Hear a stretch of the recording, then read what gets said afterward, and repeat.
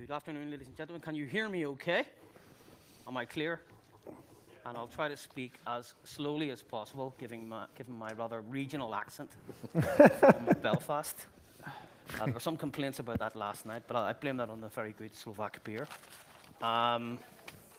So anyway, here we are. Here to discuss a very important subject, the lethal nexus between terrorism and crime, and indeed the funding of terrorism, the expansion of the terrorist war chest through criminality.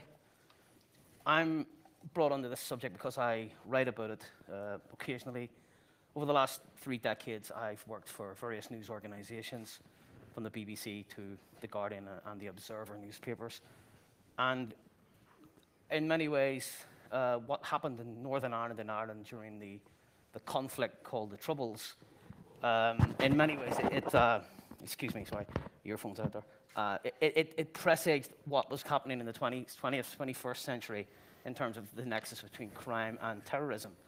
So, for example, we in Ireland pioneered the whole use of smuggled fuel to fund the IRA's campaign, for instance, and a whole range of counterfeit and illicit goods that again was very much pioneered in areas like South Armagh, North Louth on the Irish border during the conflict. Now, we have a number of experts here today on the panel who are going to discuss this new connection between criminality and terrorism. So I'll introduce you to our panel. They are Hans Jakob Schindler, who is a coordinator on the United Nations Security Council, no less, in operations against ISIL, Daesh, Al-Qaeda, and Taliban, the monitoring team that looks at those organizations. We have Peter Neumann here, who's the chairman of the Special Representative on Countering Violent Radicalization for the OSCE. He's also Professor of Security Studies at the Department of War Studies at King's College London. We have, and please forgive me, I will get this right, Alvise Giustiani, who's Vice President, Illicit Trade Strategy and Prevention, Corporate Affairs for Philip Morris International Management. And we have Keith Groves, who's the Vice President of Customer Fraud Management, Europe for MasterCard. And he works with 14 industry experts located across 10 European countries. So if you've ever had a problem with your credit card and you think it's been chipped or someone's been hacking into it, Keith's the man to talk to. Keith, I would make a quick exit after this. Thank you very much. Really Thank you. You could be bombarded with queries. Yeah. So before our panel introduce and start talking and we have a good discussion in this studio, we're going to have a look at a video now which shows what we're up against in terms of the trade in illegal goods and criminality that funds the terrorism of the 21st century. So let's have a look.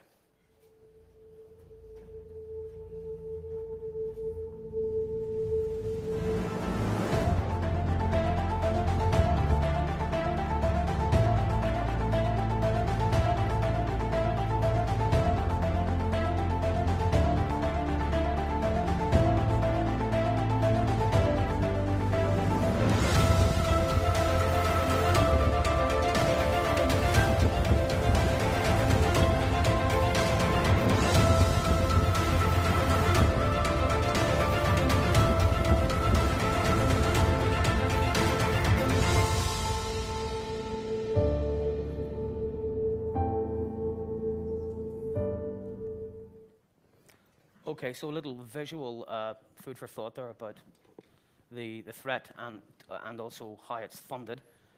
Peter, there's a report in the London Times today which says that there are 23,000 jihadists living in the United Kingdom. 2 questions. Is that exaggerated? And if it is, are we talking about not just active terrorists, but maybe their supporters, especially those in the financial field? The number strikes me as very high. Previous numbers were typically around 1,500 to 2,000. I think that's a lot more realistic. I don't see how that figure would have increased tenfold in the last 1 or 2 years. So I would have to read the article to figure out exactly what is meant by that figure. Are these actually potentially violent extremists, or are they also people from this, kind of supporters, sympathizers, or indeed people who may help, sometimes inadvertently, with the funding and finance? Can you just hone in on that? Inadvertently, in what sense? Are we talking about people who collect money, put money that they think is a good cause, a charity that may end up in the coffers of ISIS? That's what we used to see. I think one really interesting, and as far as European jihadists are concerned, new phenomenon is that emerging nexus between crime and terror, and people who are being caught up in terrorist networks, like the people in Manchester, to a very significant degree have pasts in criminal networks. So for example, if we look at official figures from various countries, 2/3 of the German foreign fighters, 2/3 of the people who went to Syria in order to join ISIS and similar groups, 2/3 have criminal convictions. In the case of the Netherlands, France, Norway, it is over 50%. That is different from what it used to be maybe 10 or 15 years ago, when that was the exception rather than the rule, and has important consequences in terms of how these people radicalize. It has important consequences in terms of the significance of prisons as breeding grounds. It facilitates terrorist operations because these people typically have easier access to weapons. They're used to violence, so radicalization trajectories happen more quickly. And of course, in terms of the funding, quite often what we see in relation to the funding of terrorist plots is that they are funded by means of quote-unquote ordinary criminality, by drug dealing, trades in counterfeit, and all the range of criminal activities that these people in a previous life used to carry out for profit. Now they carry them out in order to fund terrorist operations. Hans, the Northern Ireland experience about fuel smuggling is interesting because it was one of the major means to bring in revenue to fund the IRA's armed conflict. That may be over, but can you explain how ISIS and Daesh have zoned in on the fuel industry to fund their campaign in the Caliphate and beyond? Yeah. I mean, I would not say that they zoomed in on the industry on a global scale, right? They zoomed in on the production in Syria by basically conquering all the oil fields in Syria and one oil field in Iraq as a funding stream. So the good news is due to quite sustained military operations over the last year and a half, that has been cut by half. It's still, as far as we can see, the greatest income source for ISIL core in Syria and Iraq. But it's gone down from quite significant levels of hundreds of millions per month to about tens of millions per month, which is good news. But we are dealing with a war economy, so there is a captured market that requires fuel and gas inside Syria. So ISIL will always have a market for that kind of product. And then it, of course, while losing territory, its income is diminishing. What is always a little bit not understood is that also the costs are reducing. So if you are holding Ramadi or Fallujah as cities, you of course can extort the local economy to a large extent, but you also have to run Ramadi and Fallujah, which is significant costs that are involved. And so if ISIL now transforms into less of an emphasis on holding territory and more emphasis on external attack and building a global network to that extent, the income it does have from hydrocarbons and others is still more than sufficient to do that. But it seems to me if that's the case, that if they have tens of millions, and that's reduced quantity from what they had before, that in terms of running campaigns outside of the Middle East, they could go on for a very, very long time. Absolutely, and it is actually preparing for that long run at the moment. So there are a few moves that we've seen where the organization adjusts. Obviously, its communication internally has gone into encrypted space, which was something that you could expect. They diluted the command and control downwards, so it's no longer a very hierarchical operations where the top knows everything that's going on, but it's delegated responsibility downwards. And it is actually sending out money and potentially even individuals out of Syria and Iraq. So a year and a half ago, anyone who wants to leave ISIL got executed as a traitor.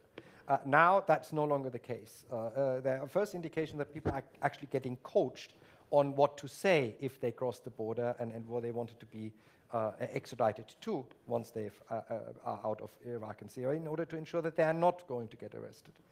So it's placing people around the world already, and it does the same thing with the money. Obviously, it's still financing every single month its affiliates, in particular Yemen, Afghanistan, West Africa, as well as Somalia. But it's also placing money outside these areas of conflict and in trying to invest them in the illicit economy, apparently in order to prepare for the day where holding territory in Iraq and Syria is not going to be the money-producing aspect for the organization anymore. Obviously, we saw on the video products, and one of them was the product that your corporation is behind globally. In Ireland, in places like Italy, we had the mafia involved in the illicit trade in tobacco. How much has an organization like ISIS got into the racket? Yeah, thank you for the question, Henry. Just before answering the question, just let me explain why Philip Morris International, producer of cigarettes, is here today. I think the reason is pretty simple, is that every pack of cigarettes sold illicitly is one pack less that we sell. So we have an interest, a business interest, in order to reduce this illicit trade. And the illicit trade, like oil or illicit trade of cigarette, is cigarettes are an easy commodity to trade in, simply because they're easily available, they transport very well, they're not perishable, you can store them, and therefore it makes them a very useful commodity for organized crime to use. Just to give you some an example, some numbers, if you buy a container of cigarettes in some place of the world, which could be Vietnam, Uruguay, Belarus, Dubai, different places of the world, you can buy a container for maybe 100 or 200,000 US dollars. You smuggle that container into a high-priced country like Europe, and you can make $2 million. So the return on investment is extremely high, and the risk of being caught and ending up in jail is very low. So organized crime use cigarettes as a means to fund themselves, but what we see, and there are experts on this panel which are more qualified than myself to speak about it, very much that the terrorism are also getting involved, and even if ISIS, to make that example, are against smoking, they are quite okay if the cigarettes pass their territory and they get a cut on the transit. So I don't think the majority of illicit trade, don't get me wrong, is ending up in the mine of terrorism by all means, but even if it's only a small percentage, I think that's already a very important and something that we should counter.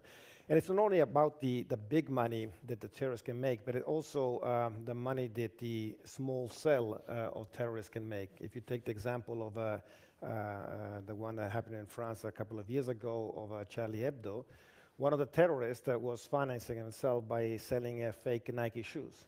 Once again, a product which is easily available, easily to find. He's not going to make big money, but it's enough to fund his apartment, food, and so on. You're not looking at big money for these cells to operate. But a product like cigarettes, it is something available, and so it's easy for them to use for making some money to finance themselves. Okay. So it's not only the big money, the big ISIS, but it's also the terrorists. That's a good point about even at a small level, it can fund a tiny cell of a terror unit somewhere in Europe or beyond. Keith, I covered a court case a few years ago in Belfast about a jihadist from Algeria. And he was a very prominent character, but he was very much under the radar, lived in Dublin and Belfast, wasn't carrying out attacks on the island, but was planning other stuff in Europe and North America. Two interesting points about the case. One was he was a master bomb maker. We had a CIA explosives officer showing how his device could destroy a plane. But the second thing was he had a mini factory producing fake credit cards, which would be used around the world presumably by his comrades in what was then Al-Qaeda. What is the level of that kind of abuse and illicit cards and the theft of cards? How has that been? How do they operate? But in terms of, I guess to answer part of the question around in terms of impact that we see within MasterCard, in terms of fraud globally, it's such a very, very small percentage. You know, it's 0.00 something of the value that's moved in the payment systems. But I guess to our Visa's point of view, you know, it doesn't take a lot of money to commit some of these acts, and I recognise that. And I think Peter mentions as well that a lot of the people that move into terrorism, they've got criminal backgrounds now. And so what I will recognise is some of the financial crimes that are out there, so credit card fraud and payment fraud, in terms of the legal systems, has always been seen as a low impact crime. And so a lot of criminals have enjoyed that ability to commit crime. The risk is low and the reward is generally high, the same as in terms of buying tobacco. So at MasterCard, we're very much about recognising that you know, we're about financial inclusion within the community and ensuring that everybody has access to the payment system. As a security person, as a fraud prevention expert, that comes at a cost sometimes, that the more we open up our network, we know that the bad guys, the criminals, will look at ways of trying to exploit that. So particular to that particular case in Belfast, you know, here in Europe, we've had it for over a decade now. We've moved away from the old magnetic stripe technology. We've moved to chip technology, and MasterCard as a technology leader now, we continue to push the envelope on technology to ensure that we open up the payment network in a healthy way that enables consumers to get access to it, but in a way that makes it more and more difficult for criminality to get in. I mean, for me, criminals will never shy away from trying to come after my payment system. It's advantageous to them. But we've got a very high level of security in there now, and globally, the EMV or the chip technology we've enjoyed here in Europe, it's spread across the world globally. North America has got that as well now. So we're starting to squeeze out a lot of the so-called organised crime that try to exploit the weaknesses in the payment system as they perceive it. And so for me, I'm very interested to see where they go next. They won't move away from financial crime in its entirety, but we're certainly making it harder. And what they're having to find now, they have to work a lot harder to make the same amount of money. So criminals are often quite lazy, so if they can't make money, they will move into other areas. And for me, that's where, from a MasterCard perspective, we work very closely with a lot of other companies and industries around the impact of financial crime, and obviously particularly around sort of the brands damage that's taken in terms of people's products being counterfeited, and our brand being associated with that.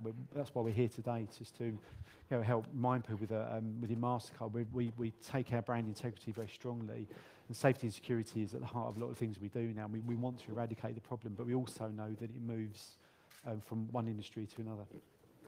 Hans, when we talk about ISIS, the Caliphate in Iraq and Syria, and okay, it's shrinking, and clearly it's going to shrink further, physically at least. They do have to work with people. They do have to have allies, don't they, to sell this oil? I mean, are we talking about nation states here? Are we talking about companies, private corporations, or individuals? I mean, what's the evidence in terms of who's helping them shift the oil and make the profits? Yeah, I mean, the phase where ISIL oil in Syria is sold internationally is over. It's simply because the volumes are no longer there, right? So prior to the conflict, the area that ISIL controls now produced about 115,000 barrels of oil per day. During the conflict, when ISIL took over, we were about 45,000 barrels a day. Now we are around 15 to 20, if that, 1,000 barrels in oil. So there is simply not enough volume. That gets completely absorbed in the market in Syria by everyone in Syria buys oil because that's the monopoly producer. And don't forget, the country is currently under an international embargo for oil. So there is really no other oil to have than to buy from the one who produces it. But there are three issues, I think, here on the panel that needs to be distinguished. One is the ISIL core financing. This is the big headquarter, right? But then there is also, of course, local financing. This is what Peter was referring to, and my colleague from Philip Morris refers to, where cells financing their concrete operation on the spot in their home countries. And then there is the transfer of money. And there, stored value cards is something that the Financial Action Task Force, FATF, is, among many other things, is currently looking at one way to transfer value from A to B, is to buy stored value cards and then simply sending them either in person or by post to the other party to then get the money off. So these are three different issues that I think get muddled up too much, and there is a clear crime-terror network connection when we're talking about the local financing. There is a clear connection between terrorism and organized crime when we talk about the transport of these goods, antiquities, other goods that they're smuggling, and that there is not as strong a connection between a criminal organization and Al-Qaeda core in Syria, simply because it's a war situation, right? So yes, there's a lot of crime going on, perpetrated, however, not by professional criminal organizations. Peter, I once spoke to a senior member of the Ulster Volunteer Force Loyalist Terrorist Group, and he said that the best suppliers, allies they had were true believers, obviously. So they had a true believer in Canada that was supplying them with weapons in the 1980s. But he said the hardest thing to do to acquire weapons is to work with criminals, because they're easily infiltrated by the state. Many of them are agents of various countries, police forces, and so on. Is that a kind of a defect that even ISIL will have to deal with? The fact is, in a way, the crime nexus works both ways. It can work in favor of the state, where criminals can be bought off and can tip off MI6 or the CIA or whoever. Sure. It can work both ways, even though in Northern Ireland, the direction was the opposite one. In the case of European jihadists, we see that they are criminals first. So they already are criminals with police records, and then they turn into jihadists. And what in fact we've seen from ISIS is that they have, in some of their online publications, they are encouraging their supporters to act and, in fact, even dress like criminals. So they're saying to people, if you acquire weapons, dress up like a youth from the ghetto. So people think you're a criminal, not a terrorist. In fact, in the case, it's almost a funny story if it wasn't so tragic. In the case of Charlie Hebdo and the hostage-taking at the kosher supermarket that happened afterwards, Amedi Koulibaly, who was the perpetrator of that, who had sworn allegiance to ISIS, he had bought his weapons from the guy who had sold him weapons for years, even when he was still a criminal. And once the attacks happened, that weapons dealer called up the police and self-reported himself. He said, I had no idea. I just thought this guy was an ordinary criminal. Had I known that he's a terrorist, I would have never sold him these we have a weapons. phrase in Ireland, ordinary decent criminal. Ordinary decent criminals, right, exactly. Yes, yes. And so that also makes it problematic, because the people who are involved with these guys, who sell them fake IDs, who sell them weapons, don't necessarily know that these are people who are terrorists. That's the difficult thing about that nexus. Our two speakers from the private sector, I'd like to know how you obviously have your own intelligence gathering networks and you have your own experts. In what way do you work or connect with the law enforcement agencies of your country, or indeed global bodies? I mean, in what way do you sort of channel the information? Yeah, sure. Being working in the tobacco industry, we have a lot of knowledge about the distribution system. We track all our products, so each of our pack of cigarettes has a unique identifier. So it's not like on a label of the water you're drinking, where there is a barcode which is the same on all these bottles of water. On our pack of cigarettes, there's a label which is a singular for that single pack. So it's a unique identifier. So we can track this. So this is a valuable piece of information that we have, and we share it with the law enforcement, because the law enforcement clearly has much stronger and tools to do investigations, which we as a company cannot do.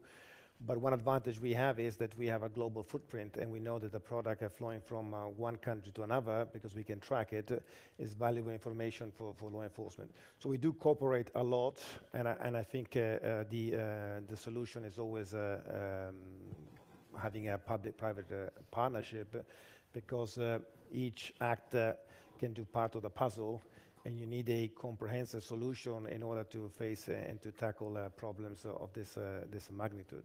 Do you think there should be an overarching global sort of bridge between private global sort of businesses and international law enforcement? I am a strong believer that going forward, more than today, the public-private partnership has to be strengthened, simply because the private sector, if you think in some instances, some international company, multinational companies have a geographical footprint which is very big. They have the knowledge, they have the resources, and in many cases these actors, non-state actors, are bigger than countries. And I was reading the Financial Times, now you mentioned it, on an article on the first page of today, so maybe many of you have read it, on the G7, where it says that Gabriel on Sicily agreed to step up efforts to fight terrorism in the wake of the suicide bomber in Manchester, including by pressing big tech companies such as Google and Facebook to do more to suppress terrorism content. So I think this is what big multinational companies should be doing, is to be doing not only because they're pressed, but they should also do it because it's the right thing to do, and there's a win-win for all players. And Keith? Yeah, so I sit in a very unique position, I guess, in terms of MasterCard as a payment technology company. I don't actually issue the credit cards or the payment cards. The banks do that in their respective countries. Just remember that, folks, by the way. Yeah, so if you want to come to me about problems on your card, I'd love to help you, but I can't. You need to go to your bank. But that's a serious point, and that's where we sit in a nice, unique position that we provide that global network. So one of the things that we do, we work very closely with law enforcement. We do that. The different operations that we support around the world, there's Operation Pangea that Interpol runs around the illicit trade in counterfeit pharmaceuticals. We work very closely with the European Financial Coalition in terms of child abuse and how that's being commercialised. We work in a number of very specific areas to deal with that. And we work with law enforcement globally as well. Interesting for me is the point, I'll just pick up briefly on Hans mentioned about stored value. And this is something that we hear quite regularly around stored value cards, or prepaid cards as people will call them. And for me, from a criminality point of view, they enjoy the ability to hide and disguise their business, money laundering, etc. Cash provides a great opportunity to do that. And for me, one of the advantages of having those stored value cards is that it leaves a footprint. They cannot shy away from the footprint. So actually, whilst I do understand the point being made, the war on cash is greater. That's such a much greater hidden trade that we don't expect to see. So certainly from a law enforcement perspective, yes, we work very closely with a lot of agencies to do that in a very proactive manner as well. And certainly in my industry, as payments continue to grow and the internet continues to boom, we've all got payment devices now on our handsets. It's truly global. So we certainly see an absolute role in supporting law enforcement and at government level as well, in that matter as well.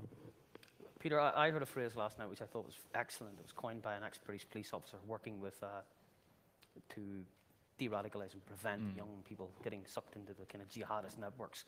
And it was the Cyber Caliphate. And what he said was that the Cyber Caliphate will replace the physical one if and when the readouts in Syria and Iraq are completely shrunk. That ISIS moves to cyberspace to direct its campaign. If that's the case, and surely there is a lot of money sloshing around in its war chest, this is going to go on for a long time, and it will be more Manchester-style attacks rather than, taking over the likes of Ramadi and Raqqa and so on. For sure. I think there's a cyber caliphate already, and there has been for a number of years. I think it's important to kind of understand what's going on. If over the past 5 years, over 30,000 people from 100 different countries have traveled to Syria, joined jihadist groups. It's probably the most significant mobilization of foreign fighters in the Muslim world that has ever taken place. The second most significant was the anti-Soviet jihad in the 1980s in Afghanistan. And of course, what happened in Afghanistan in 1988 was that the conflict ended, and all these up to 20,000 people who had traveled there, including Osama bin Laden, asked themselves, what now? What's next? And then, as a result of a conflict that happened in the 1980s, in the 1990s and 2000s, you had these so-called veterans of the conflict turn up in other conflicts, from Bosnia to Chechnya to Algeria to the Philippines, typically making these conflicts worse and more religiously extreme. And you also had some of these people getting together to form an international terrorist network that ultimately carried out the attacks on 9/11. But here's the important thing. The attacks on 9/11 happened 2001. That's 13 years after the end of the conflict in Afghanistan. So we're now talking about the Manchester attacks, and the conflict in Syria hasn't even ended. All these fighters haven't even had to ask themselves the question, what next? The clock hasn't even started ticking yet. So I don't think this will end anytime soon. I think there will be consequences of what's happened in Syria for many years to come.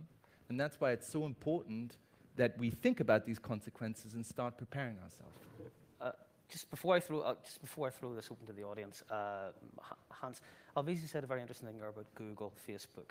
And given that we're talking about the increasing importance of the Cyber Caliphate, what can the big high-tech social media organizations do to be part of this, countering this threat online and then in physical space? Yeah, so let me just put this terminology, Cyber Caliphate, a little bit in context, right? So there was for a while a thinking that if, because ISIL's emphasis on holding territory, if you take the territory of the organization, you solved your problem, right? That was in the mind of a lot of the policymakers, and rightfully the military campaign was initiated to take the territory off to decrease the funding, but that's not solving the problem.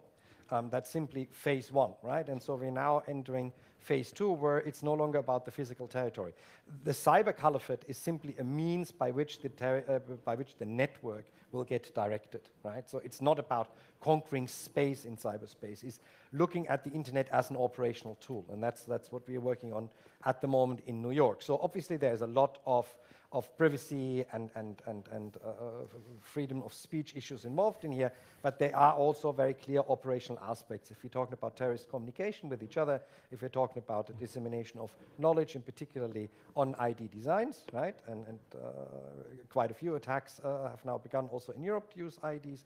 And if we're talking about financing, calls for financing, transferring of money using tools within the internet. And that's where I think there is a great opportunity for a stronger public-private partnership. I'm not saying it's not happening already. You have already here in New York, in Europe, the Internet Referral Unit at Europol that works with tech companies on issues of terrorist content on their websites.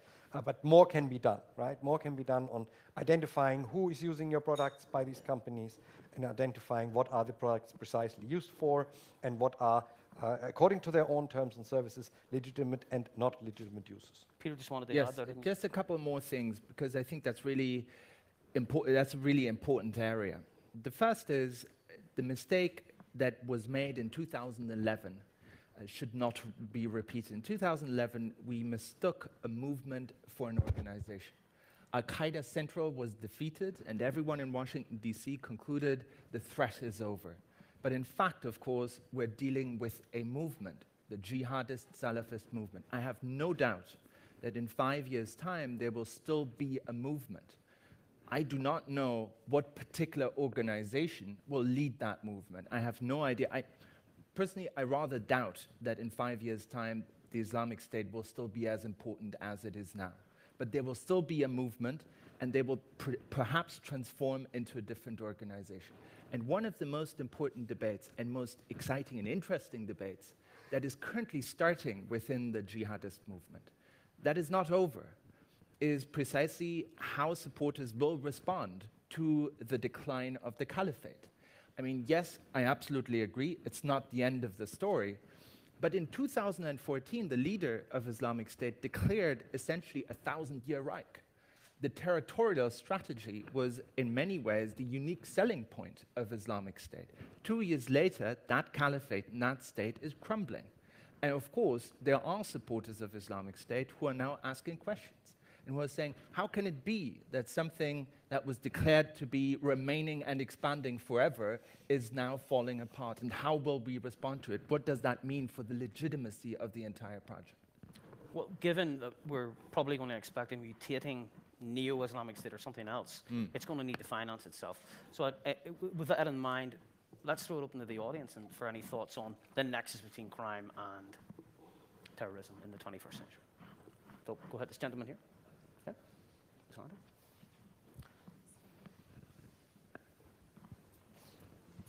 Thank you. Wonderful presentation. I'm surprised that you're using the Khilafat so easily, which is an Islamic term and has a positive meaning. So the way you're talking, it is, unfortunately, I hear it that you talk directly to Al-Qaeda, to ISIS, to all the extreme groups who are not even representing 1 or 2% of the Islamic world. So, excuse me, I apologize for that one, that this communication is in fact giving them the grounds to recruit more. So it means you are accepting them as representative of the Islamic world, which is not your intention, definitely. And we should in fact be more careful, being in the West, and in fact we need to find out the success story of our own society here, Islam Muslim community in each of these respected nations. They are the success story. They know better in fact about the Islamic world to come and be exposed on your front page of the media, not all the time explosion, or not all the time quoting in fact the extreme groups. Don't you think that we are failing in that context? We are not doing much. We are not bringing the success story of our own nations here. The Muslims are not an Islamic world. We have Muslims in each of single countries. Why do you address Muslim like in only Middle East? Muslims in each country are your success stories, your main partners. Most of the panels, I don't see any Muslims who are really speaking from the Islamic point of view or being a Muslim scholar. Only somebody who did the dissertation on Islam or some kind of things, they come and speak about this faith. I think we are losing more in the core. We are not having the right people, not addressing that one, and more giving the ground for the extremists to recruit more. Thank you. And not finding out, in fact, the elephant in the room, which countries are, in fact, feeding, sponsoring that one, instead of exposing them because of the great man and woman in your uniforms. They died because of this conflict. We are even making deals of weaponry with them who are not even having an army or soldiers. Thank you. Hans, do you want to respond to that? No, I mean, I agree with the fact that you need to engage the Muslim communities here in Europe stronger and highlight the positive aspects, and that there is a danger to see that all terrorists are Muslims. And I hope I wasn't misunderstood when I was talking about the financing aspects. I wasn't trying to legitimize a state-building project of the Islamic group here. And the Security Council has been very careful in its wording, actually. As far as words like caliphate or jihad is concerned, and you didn't hear me use the word jihad. So it is absolutely a word of terminology, and obviously the work on the root causes is an important thing. However, if you look at the European jihadists, and I'm sure Peter can talk to this in more detail, it's really hard to find a profile. Right? So it's not the disenfranchised only, or the unemployed only, or the uneducated only. So it's not the ones who are in any way, objectively speaking, marginalized from society that join, but it's also your university graduate, your engineer, your doctors are joining. So there is obviously a problem of identity here, right? So can you be German and Muslim? And that is a discussion that the society needs to have. What does it mean to be a Muslim in Germany? And that should be done, I take Germany as an example because I come from there. But that's a conversation that each society has to have with their Muslim community of what it means to be European and Muslim at the same time. And there are many success stories.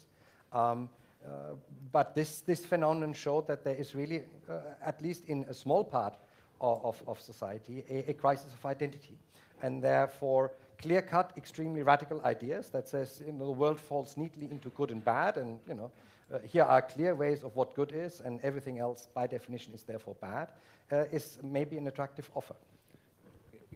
I agree with most of your points.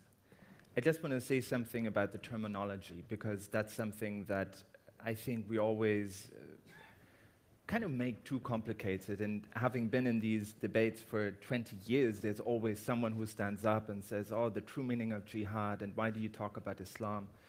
And of course, I'm not speaking to an audience who's likely to be radicalized. We are, I hope so at least. We're having, I'm speaking to an expert audience, and I do not expect any of you to easily fall prey to the terminology that is being used. When we talk about the IRA, the Irish Republican Army, we're not, by using that term, we're not implying that they are the true inheritors of the Irish Republican tradition.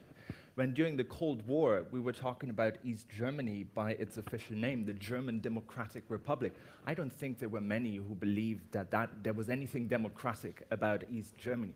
That's how these entities call themselves, and I think it's okay to call themselves by what they call themselves. And that does not mean that I buy into it. I absolutely don't. But in the case of Islamic State, there is an important thing, which is that this group calls itself Islamic State. We don't like that. But I think we're missing an important aspect of that organization if we just refer to it as a terrorist group. Because that group sees itself very much as a state. It acts as a state. It has a bureaucracy, a very complicated bureaucracy. It has an army, or what it sees as an army. When last year those 20,000 documents of Islamic State were captured, journalists were asking me, how can it be that a terrorist organization is keeping records on its members? And my answer was, it's precisely because that group doesn't see itself as a terrorist organization. It sees itself as a state, and it looks at these recruits as members of its army. So I think the state aspect, whether we like it or not, is actually a very important characteristic of the group that we're dealing with because they see themselves as a state. Has anyone else in the audience any thoughts about the nexus with crime? I mean, and the fact is, in many ways, that anyone, I suppose, who's buying it as a consumer in the illicit market, whatever it is, could be inadvertently guilty of funding terrorism in the 21st century. Just a thought to throw out to the audience. Sir? Thank you for the interesting remarks so far. Terrorist groups have been fairly entrepreneurial about adopting high-tech solutions to their communications needs. We've talked about stored value cards, but I have to believe that with everything happening in fintech and money laundering by criminal groups in the high-tech world, I'm surprised that you haven't talked about the potential for the cyber crime nexus and jihad coming together in the money laundering and criminality space. If anybody has any remarks on that. I was fascinated to learn that each pack of cigarettes has its own identifier code, but that opens up all sorts of possibilities for, well, many actors. And anyway. Maybe Keith and Alvezi could field that question in particular, in terms of... I'll happily take the first part in terms of, I think for me it's interesting. So I'm a fraud prevention expert, that's how I consider myself to be. And for me, I look at it in a very simple way. Someone's trying to break into my system to somehow take value out of that. And for me, it's as simple as that. In the last 5-6 years, the word cyber has grown to mean so many things to so many people that I think we're losing sight of some of the actors that are involved in cybercrime. So in the card payment business, I hear now a lot of so-called cyber criminals are attacking the payment system. And here in Europe, we suffered a huge ransomware attack in the last couple of weeks. Certainly, I felt that close to home, having been in hospital on the day it happened. And so the impact of cyber is so broad and wide now. I think people don't truly understand what it means.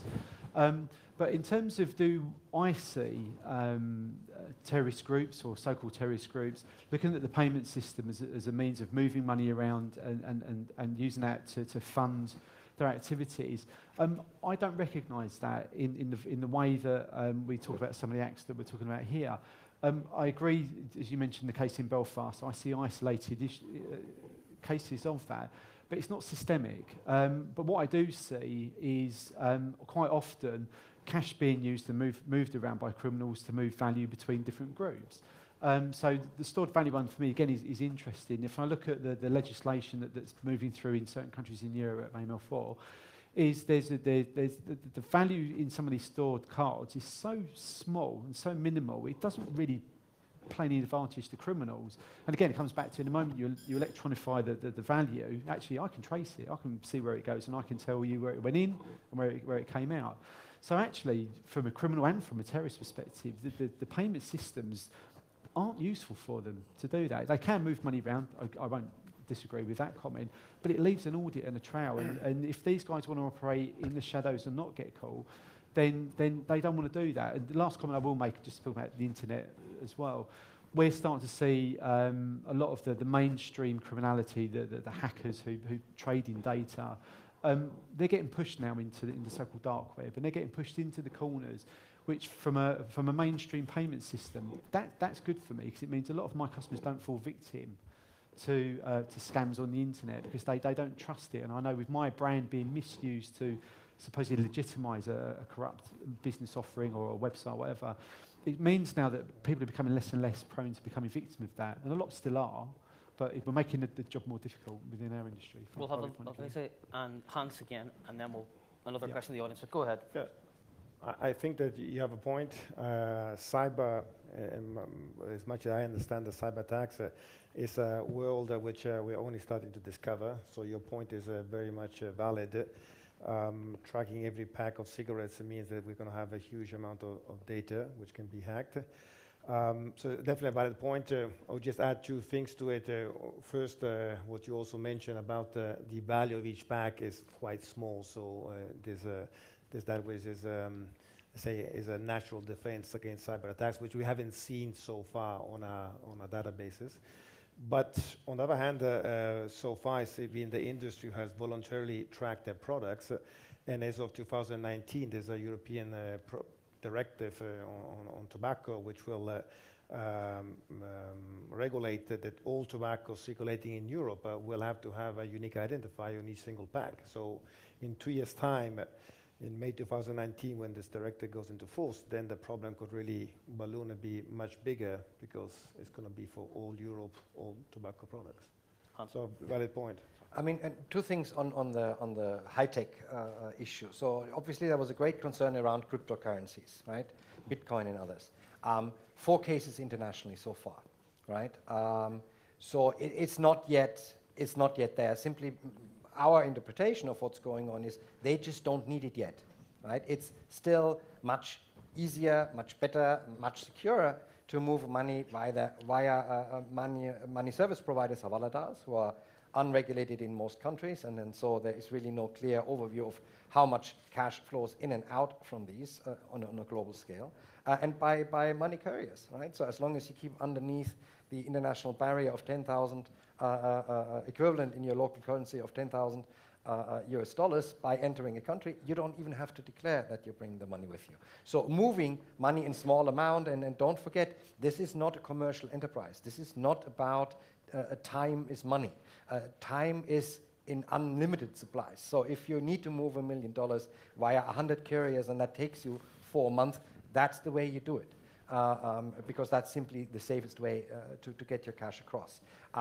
On the stored value cards, before we completely leave this out, yes, you can see where they're bought, potentially by whom, if they don't pay in cash. And yes, you can see by where they get out, if they don't, if they, again, try to use electronic means.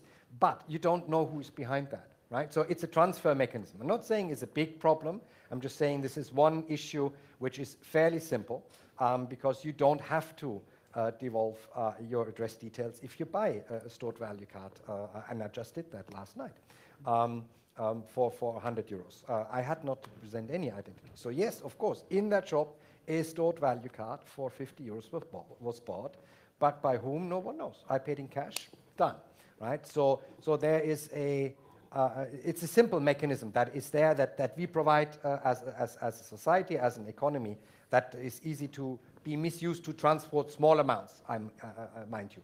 But when we're talking about the financing of, not of ISIL, but of individual attacks, small amounts is what counts. You don't need $1 million for Manchester. You needed, if I don't remember correctly, $115,000 all in, including flights and training for 9/11. Paris was much cheaper, and I'm quite sure that Manchester will come in way beyond that mark. So $100 does get you a long way in that respect. Sorry, this gentleman here in the second row would like, could we just get a microphone? And then there's that gentleman there and that gentleman there. Thank you. If you can keep your questions pretty succinct. Thank you. What aspects of financing of ISIL are particular to the group compared to financing other fighting groups? You know, the situation in the Triple Frontier in Paraguay, Brazil is something that's very often talked about to fund some other militant groups. So what are the things that we can learn from fighting the financing of other groups applied to Daesh, and the things that are particular to Daesh? Thank you. Right. Generally speaking, there are four types of means by which groups like that fund themselves. The first is getting support from supporters, whether it is state funding or voluntary contributions by people who they claim to represent. The second is income that results from participating in illicit economies. That's where we see a lot of smuggling, for example. Third aspect is legitimate income. That's what makes it different from money laundering, for example. Because when you're dealing with criminal money, you're trying to launder it into legitimate money. Terrorist funding can be legitimate to begin with. It becomes dirty by the purpose for which it is used. So no one questions, for example, that Osama bin Laden was wealthy. He was wealthy and his money was legitimate. He inherited it from his father. It became dirty by the way he used it, not how he acquired it. And of course, we've seen that in Northern Ireland in a number of cases. And the fourth method of income is what we've seen particularly in case of Islamic State, which is the exploitation of territory. And that's what happens when terrorist groups transform into insurgencies, hold territory, can start taxing their people, can start generating income from natural resources, et cetera, et cetera, et cetera. And the problem then becomes, when these groups hold territory, that the entire structure of international counter-terrorist finance stops to work, because we know that ISIL had a budget of 1.7 billion perhaps in 2015, but of course most of that money was completely disconnected from the international financial system. And that's why I'm saying we have to really rethink how we counter terrorist financing. When we have groups that hold territory, which by and large do not participate in the international financial system, and then we have the local manifestations of these groups who are essentially self-funding and who carry out terrorist attacks that basically cost nothing. It cost less than $1,000. The most expensive terrorist act over the past 2 years was the truck attack in Nice, because that truck cost $300 to rent. All the other attacks with knives, with cars, were cheaper than that. So you have to ask yourself the question, what is the utility of our current ways of tackling countering terrorist finance when we're dealing with a modus operandi that doesn't involve the moving of a lot of money? If I was a policymaker, I would say, instead of putting more layers on the international banking system, let's fight petty crime, knowing that a lot of these jihadists have criminal backgrounds, benefit from drug dealing, benefit from criminal networks. That seems to be a more efficient way of targeting terrorist finance than trying to look for suspicious transactions that only become suspicious if you know that that person is a suspect in the first place. Okay, two more. Maybe we'll bunch these two questions together, if you wouldn't mind. We'll have both of them simultaneously. Okay, the last question is very close to what I wanted to ask. I wanted to hear other schemes. For example, I'd heard using used automobiles, the stored value there, and transferring that across borders, but also the other transfers through charitable organizations, direct transfers from other people who want to do it. What percent of that is financing terrorism, and how effective are we in terms of shutting some of those other types of financing mechanisms down? And this gentleman here, please. Derek Christiani with Cyber College. Actually, I'm surprised that we are talking about organized crime without mentioning Italy. And I come from Naples, so I have a direct experience of certain things. If we look at the history of the three major Italian mafias, like Camorra, 'Ndrangheta, and Mafia, they actually grew in connection with the state. I mean, it's not like a secret that Cavour used Camorra to guarantee Garibaldi when he was coming to Naples. So now, and also, now we are talking about the Islamic State, but if we look at other jihadi organization, I think QAM, we have seen in the operational shift that Algerian terrorists has known in the past 10 years, that they turned from a pure jihadist organization to a sort of hybrid organization. And we even had smugglers like Abu Zayed who turned to be major leaders without, mentioning Bel Mokhtar, of course. In those, do you think there are some state responsibilities in this rise, in the sense that certain states of the region in North Africa or in the Middle East, they didn't do as much as they could to stop this emergence because of lack of capacities, but also because the interest of some people in like making money out of these traffics. And the second point is, I mean, in Italy sometimes, talking about like ways to stop this phenomenon, like, do you think there are experiences around Europe and the world that can be used as an example? Naples in the 90s was flooded with contraband like cigarettes. And now this phenomenon doesn't exist anymore, or in any case, has been reduced. Italy, from this point of view, between like the 90s and the new century, made a number of changes that allowed to like reduce significantly this type of traffics. And the third point is, if they are making money out of drug smuggling, should we liberalize like drugs just to cut completely this kind? I know this is like a bit of a provocation. We like provocation. That's a very provocative point. Let me start with that one. The legalization of drugs will undermine global criminality and funding terrorism. There you go. Look, I mean, if you look at Afghanistan, you do see a very close connection between the drug production areas and areas where the Taliban hold control, right? So there it really is, it's really hard to distinguish where the drug network ends and the Taliban start. Taliban got financed initially by 3 of the major drug dealers in Afghanistan in the setup of the movement. So this has been a very close marriage on that one. But Hans, was it not the case that when NATO tried to clamp down on the poppy production, that the farmers started to support the Taliban again because they promised they could continue to produce? No, because the Taliban are very much, this is not about NATO climbing down. This is, the Taliban are involved in all stages of the production. So one thing that needs to be understood is that you cannot generate seeds out of your harvest. So you need an external seeds provider for your poppy harvest. That was the Taliban.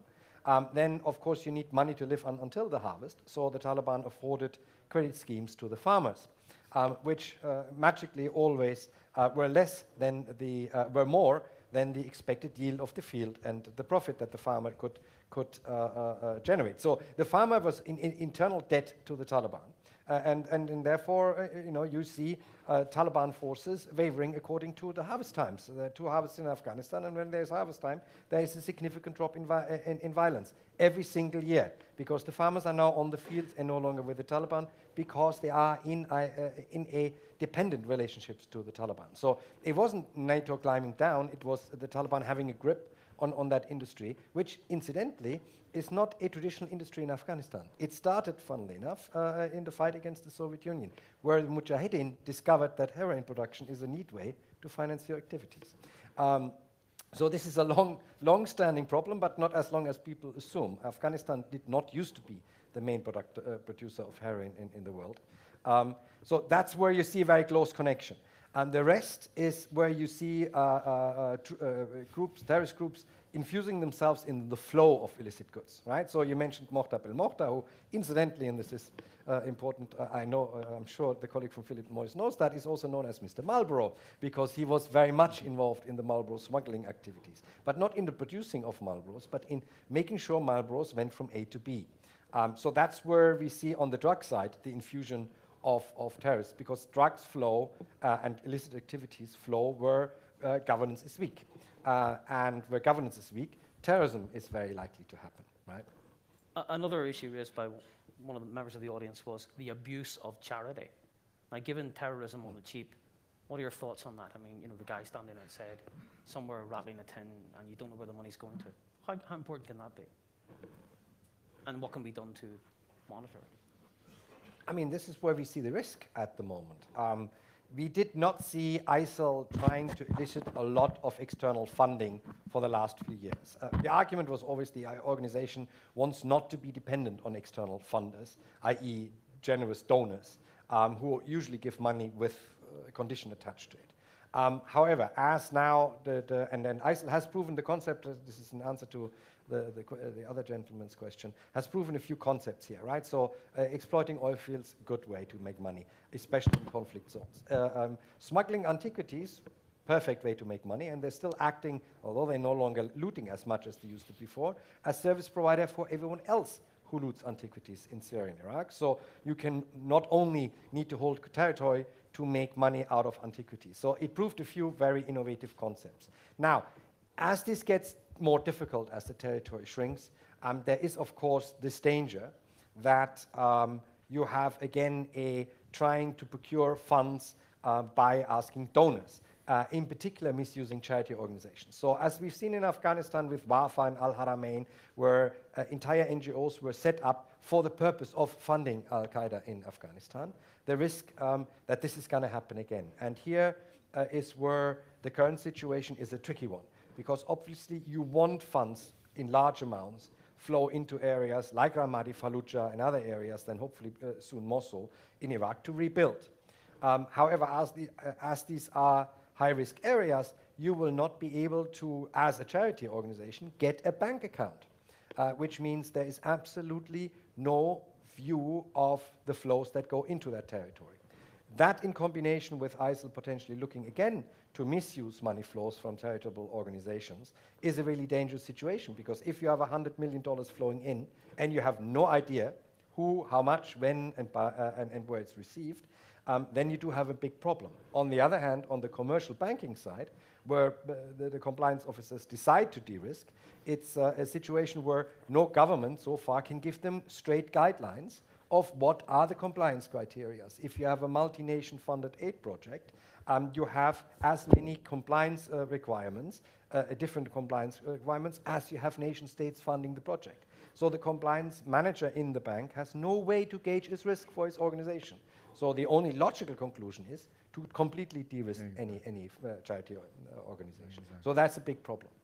Sorry, you just wanted to know this? Yeah, I just wanted to maybe respond to my Italian compatriot about all the questions he had asked. One is, what have we learned from Italy in the last 30, 40 years on defeating or contain mafia and the Camorra? I think one is that a law that was passed in Italy many years ago was to seize the properties of the Camorristi and the mafiosi, and I think that one actually worked. There was an anecdote of one of the big bosses of the, don't remember his name anymore, but he said that, put me in prison, take away my freedom, but don't take away my properties. I mean, when it touches the properties, it's really you touch the end. So this law, you could know better, I forget to remember. But anyway, that was one thing. And the other thing is, you say, is the connection between these organizations and the politics? I think the answer is obviously yes. And I think in the tobacco industry, we see that as well. I mentioned beforehand, and it's nothing new, the president of Paraguay has been known to produce cigarettes in his country. And actually, there was a Congress hearing in the Congress in the United States a couple of weeks ago where Mr. Ottolenghi said exactly that, the president of Paraguay is the biggest producer of cigarettes. He produces 60 billion cigarettes, where the market absorbs 3 billion. So 60 billion produced, 3 billion consumed in his country. Where do the other 57 billion end up? Smuggled into Brazil and the other countries, and that's done at the light of the sun, so everybody can see it. But you have other examples in Belarus, but also in the Middle East and Dubai. There's plenty of cigarette producers in Dubai which are producing there to basically export abroad, and do the Emirates know it? That's a question you can answer. Any other questions in the audience? Anyone want to contribute? Anything? Yes, someone over there. Is it? Yes, over here, right at the far wall.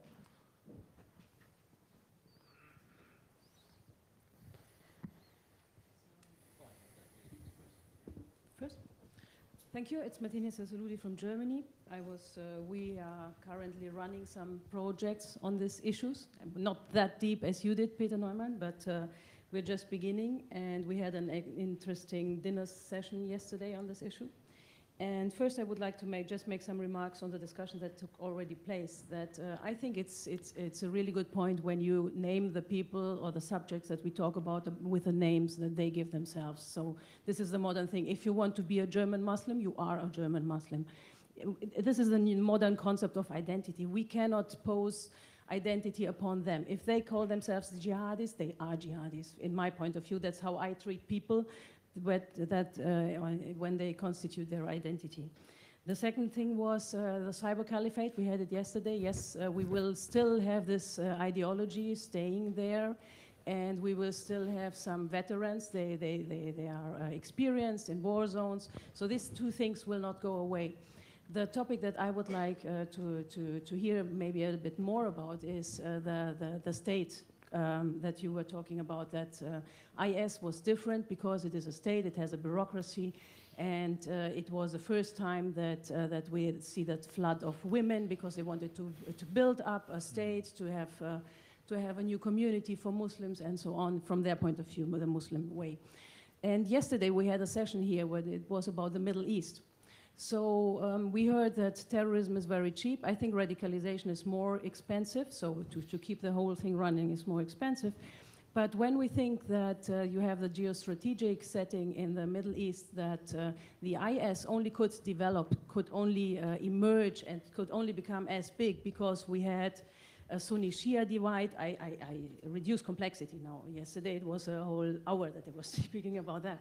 But this will not change as long as we will not change Iraq and the Syria setting, so that many people who gave power to this kind of organizations in order to be represented in a kind of maybe Sunni state, it will not change. And this makes then the question, maybe we relate it closer to the subjects that we are talking about today. So terrorist attacks in Europe are not expensive, yes. Maybe it makes sense to look at the petty crime, yes. But the broader movement and the narrative and the future veterans and the future conflicts that will be invaded by these veterans, because they are parasites of war, as I call them. They appear everywhere where you have a conflict, and then you have an inflammation. And how can we cope with the situation in the Middle East and bring it in relation to Europe? Thank you. Okay, thank you. So let's have a reply to that, please. Wow, I mean,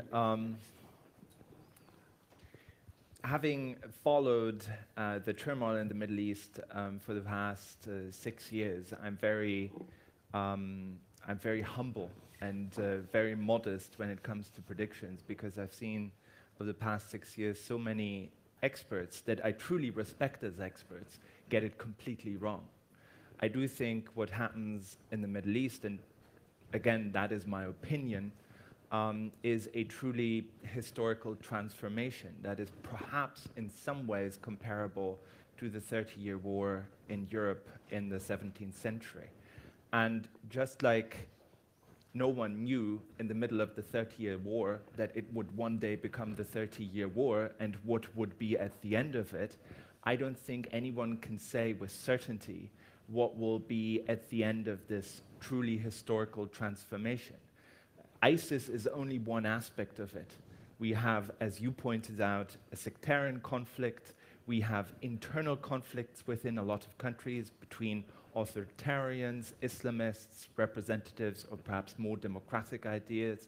We have a number of countries in which we have no effective governance, and the conflicts seem to be particularly bad in those countries where several of these fault lines coincide.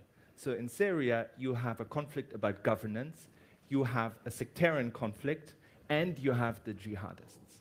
In Yemen, you have the same situation. And I'm not going to predict exactly what's going to come out of it. I feel that probably whatever is going to come out of it will not resemble how we started in 2011. That I'm certain of. And that's the really difficult challenge for policymakers in Moscow and in Washington, because a lot of policy has been geared essentially towards preserving the 2011 state order. If we now accept that perhaps that cannot be preserved, Should we continue to invest a lot of energy into keeping the borders where they are, or should we embrace and form and shape a new order? I don't know the answers to that. That's what I started with, and that's how I'm going to finish. Can I have someone else here from the audience who's going to put down speak? Get the microphone, please. Thank you. And I'd like just to remind you that if we can focus on this particular subject, on crime, finance, and the support of terrorist entities. Thank you. It is Lisa Doucette, of course. Listeners, I want to focus on Peter's last question, which is very provocative. Lisa Doucette from the BBC. I wonder if you could talk more broadly about the flows of money, which are long known to have come from the wealthy Gulf states. At this point, but you mentioned the Afghan war, the biggest movement of them. There's been a lot of money going from wealthy Gulf states to Syria, to Iraq, to other countries. And that's both private, through the foundations, through fundraising at mosques, and official. Now, we're told in countries like Saudi Arabia that they have stopped the official money going, and that now they have tightened up on their financing. So it's almost, I was told in Riyadh, it's almost impossible now to send money anywhere. But yet the allegations both there and in other countries persist. How important are these flows? And of course, this is even more important after the Riyadh summit, where there was a new Arab and Islamic leaders standing together with President Trump to say they're going to fight extremism and the ideology. Thank you. Can I briefly respond to that? Because that's a really important point, Lise, because it goes back to the question before, because ultimately it really again comes down to that tired phrase, one person's terrorist is another person's freedom fighter. And there are questions of legitimacy. And certainly we are quick to forget. But in 2011, 2012, the West supported the so-called rebels in Syria. It is true that they radicalized since then, but we should not be surprised that a lot of countries in the Gulf region, essentially until 2013-14, essentially viewed the conflict in Syria as part of the larger confrontation between Sunnis and Shiites. And being Sunni, they basically supported everyone on their side. Some of that money ended up with extremist Salafist organizations. And that's when they stopped it. They stopped it, a lot of it did, and they stopped it at the point when they realized that it would come back to haunt them. But essentially, until 2013, it was essentially seen as supporting our side in a regional conflict. And a lot of the charities from Kuwait, from Saudi, from Qatar, that were involved in funding the opposition in Syria did so, sometimes with the explicit support of Western countries. So let's not forget about that, because our view of that conflict has changed too.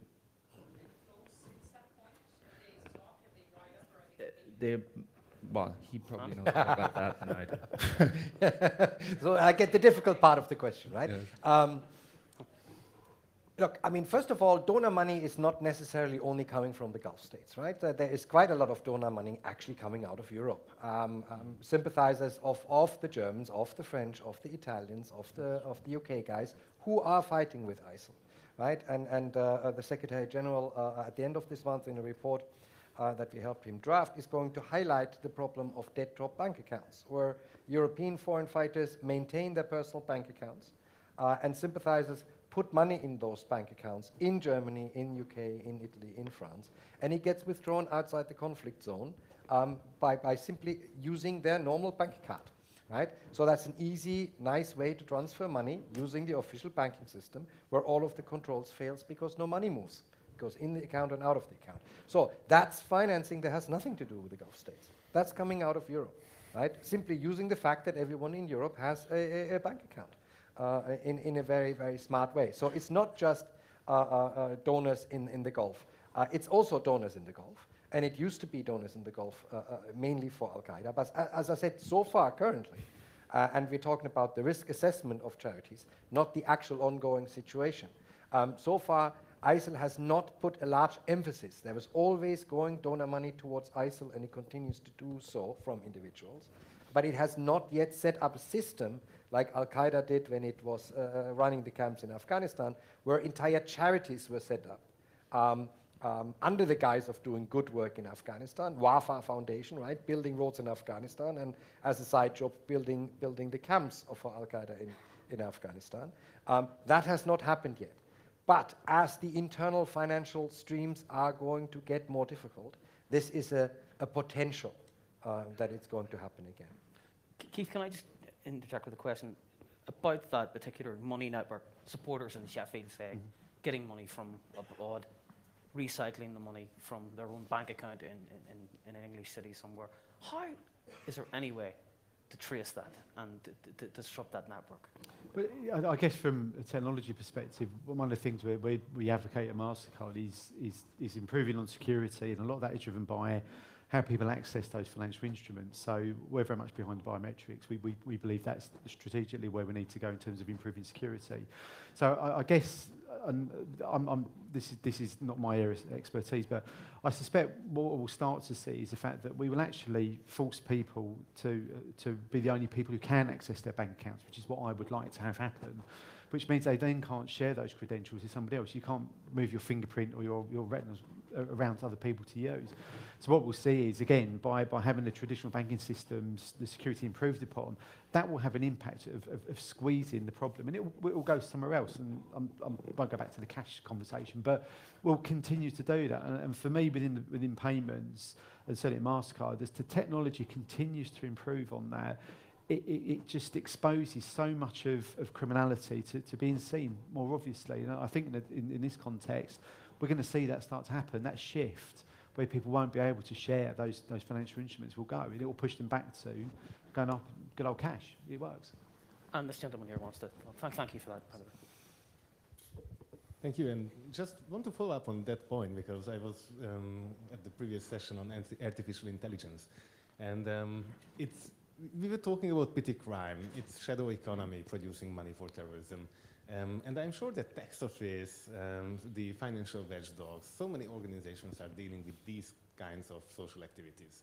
So is it possible that finally we will produce a software or anything that can follow up on patterns of activities that you can join databases to follow up so that when Philip Morris recognizes something, can you bring some really good examples what has happened already in the past in an interagency operation of at that level when it's really petty crimes, not Gulf states pouring millions into Bosnia, but when these small things happen in our own country, so we have the legal right to act and to monitor, but still we need an interagency operation. I guess from a financial perspective, is we work very closely with the enforcement agencies, so particularly here in Europe with Europol, and they conduct very good, well-organised and coordinated activities, and certainly Interpol play that role as well. So as an example then, I'll talk about the movement of human beings around the world and using airlines to conduct that. And to move people around on airlines, you need to pay for that. And traditionally, they don't want cash, they'll want electronic payments. So it's going to happen very shortly. Every year, the payment industry get together collaboratively with the travel industry and the airline sector and with law enforcement, and we partner together to share real-time intelligence on what we suspect to be people being moved from one country to another, either against their will or unbeknowingly what they're going to end up arriving at to do in that particular country. And we share that intelligence. That's a model that we certainly endorse at MasterCard, is that public-private partnership approach we mentioned earlier on in there. And we do similar things. I mentioned Pangaea and illegal pharmaceuticals. That ability for us to do that is very powerful, and we're very good at disrupting those networks. And again, what we do with that is work with law enforcement very closely. The byproduct of that always is that eventually the organised criminals work out the methods that we use, as most people in the room know, and they'll come up with something else. And what we're seeing in my industry is we're slowly pushing that out into areas where general consumers won't go. And certainly some of the work we've done, you mentioned the shadow economy, and particularly in this part of Europe, there's a huge amount of cash and money being moved around in the shadow economy that doesn't touch my payment system. And we certainly advocate for the fact that the more we can move cash out of the cash system into the electronic system, we can continue to have that working relationship with law enforcement and with governments and regulators as well, to basically ensure that people who don't have access to financial instruments can get it into the system. They don't have to rely on cash. And that then exposes that money for the view of governments if we talk about taxation, and that money can be taken back into the system and redeployed and invested where it's needed for the better of the community. So we try to play that 360 view at MasterCard regularly.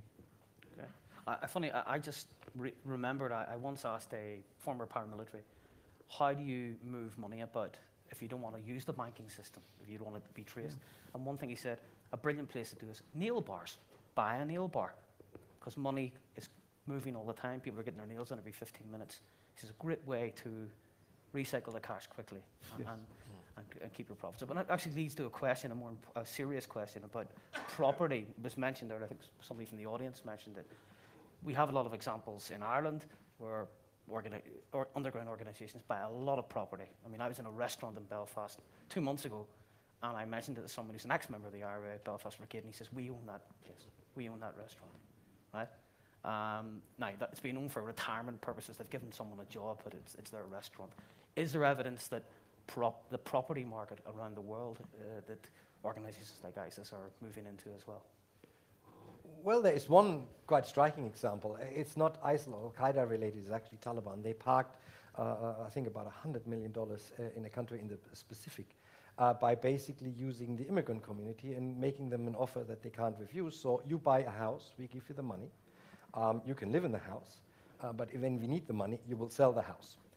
And so the whole scheme broke down when it was clear that entire streets in one town were owned by Afghan immigrants who had no conceivable economic way, and all houses cost about $500,000 Australian dollars, had no conceivable way to actually earn that money to buy that house. So this was a placement scheme, but that's the only one that I'm aware of where this was done on a very large scale, not to finance anything, but to park money for the time when it's needed, and to make sure that you have it in a value that is likely to go up over time. Okay, fascinating. Any other questions or points anyone from the audience wants to raise? There's one at the back here. Yeah. Hi there, thank you very much for your respective inputs. If I may, and focus on the nexus between crime and terrorism, or the manner in which I would view it is the terrorist appropriation of criminal activities to further their aims. I wonder if we should actually be focusing on the enablers to both crime and terrorism.